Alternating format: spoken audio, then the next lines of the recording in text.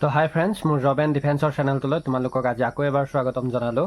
আৰু আজি মই পাতিম SSC GDৰ যিটো আমাৰ 2023-24 ভেকেঞ্চি, তাৰ ওপৰত কিছুমান কথা ক'ম।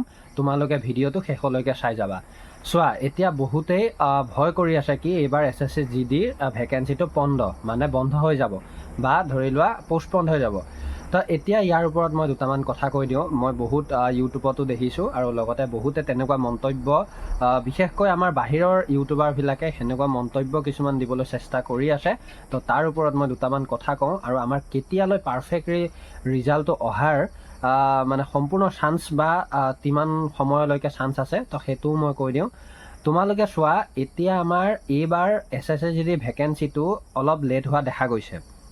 তো লেট কিয় হৈছে, তোমালোকে প্ৰায় ল'ৰা ছোৱালীয়ে গম পাইছা যে আমাৰ ভাৰতবৰ্ষত বৰ্তমান ইলেকশ্যনৰ এটা জোৱাৰ চলি আছিলে।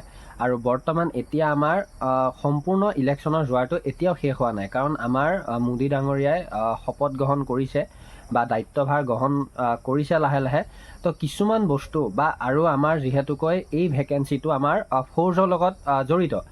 যিহেতুকৈ আমাৰ আগতে যদি CRPF পাতিছিল, তো এইবাৰ আকৌ ITBP পাতিব লগা হ'ব বা যিয়ে নহওক, এইটো আমাৰ ফ'ৰ্চৰ লগত জড়িত।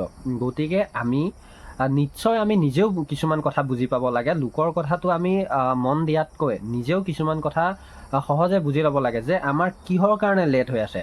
চোৱা, অলৰেডি আমাৰ ইলেকশ্যনৰ জোৱাৰটো লাহে লাহে শেষ হ'বলৈ লৈছে। তো এতিয়া লাহে লাহে যিবিলাক আমাৰ কেছ পেণ্ডিং আছিল, মই কেছ বুলিয়ে কৈছোঁ, বা আমাৰ যিবিলাক পোষ্ট ভেকেঞ্চি পেণ্ডিং আছিল, তো সেইবিলাকৰ ওপৰত এতিয়া লাহে লাহে কাম ষ্টাৰ্ট হৈ যাব।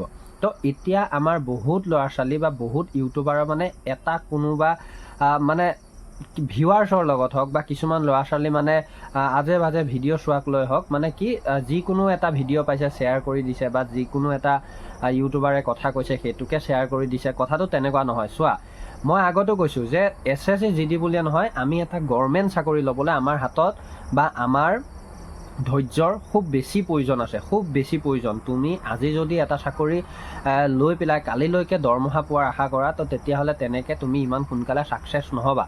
মই আগতে কৈছোঁ। গতিকে মই মোৰ ফালৰ পৰা এটাই ক'ব বিচাৰোঁ, SSC GD 2023-24 ভেকেঞ্চি সম্পূৰ্ণ ৰূপেৰে হ'ব আৰু তোমালোকে চাকৰিখিনি পাবা। ইয়াত কোনো 1% সন্দেহ নাই বা তোমালোকেও জানা, মই কোৱা বুলিয়ে নহয়। গতিকে দুদিন ধৈৰ্য ধৰা, নিশ্চয় ভাল দিন আহিব। খালি তোমালোকক মই এটাই কথা কৈছোঁ, কিছুমান ভিডিঅ' চাই পেলাই ডিম'টিভেট হৈ পেলাই ৰানিং ষ্টপ, মেডিকেলৰ বাবে কোনো এটা প্ৰিপেয়াৰ নকৰা, এইটো ভুল কাম নকৰিবা। আৰু যিসকলে প্ৰি মেডিকেল কৰিবলৈ গৈছা, ভালকৈ প্ৰি মেডিকেল কৰা। আৰু লগতে যিসকলে প্ৰি মেডিকেল কৰাও নাই, তো তেওঁলোকে ফিজিকেলৰ পিছতে হওক লাগে গভৰ্ণমেণ্ট হস্পিটেলত দেখাই ল'বা আৰু ৰানিংটো নেৰিবা। মই ল'ৰাসকলকো কৈছোঁ, ছোৱালীসকলকো কৈছোঁ। আৰু মই এতিয়া কৈ দিওঁ যে আমাৰ ৰিজাল্ট কেতিয়ালৈকে অহাৰ খুব বেছি চান্স আছে। তোমালোকে একদম নিঃসন্দেহ হৈ থাকা, চিন্তা নকৰিবা যে আমাৰ জুনৰ লাষ্টলৈ ৰিজাল্টটো অহাৰ 99% চান্স আছে, এইটো মই ক'লোঁ। আৰু লগতে তাৰ পিছত আমাৰ জুলাইত ফিজিকেল হোৱাৰ 110% আমাৰ চান্স বহুখিনি আছে। কাৰণ মই অলৰেডি কৈছোঁ যে আমাৰ নিউ ভেকেঞ্চি অলৰেডি পেণ্ডিঙত আছে। মই পেণ্ডিং বুলিয়ে কৈছোঁ, কাৰণ কিয় 27 আগষ্টৰ পৰা আমাৰ এপ্লাইও চলিব। গতিকে মই আজি সৰুকৈ এইটো এটা তোমালোকক আপডেট হিচাপে দিলোঁ। তোমালোকে ইমান চিন্তা কৰিব নালাগে। এইটো ভেকেঞ্চিৰ লগত ময়ো জড়িত আছোঁ। গতিকে মই নিজেও কিছু কথা জানো বা তোমালোকক জনাবলৈ চেষ্টা কৰিছোঁ। গতিকে আজিলৈ ধন্যবাদ। জয়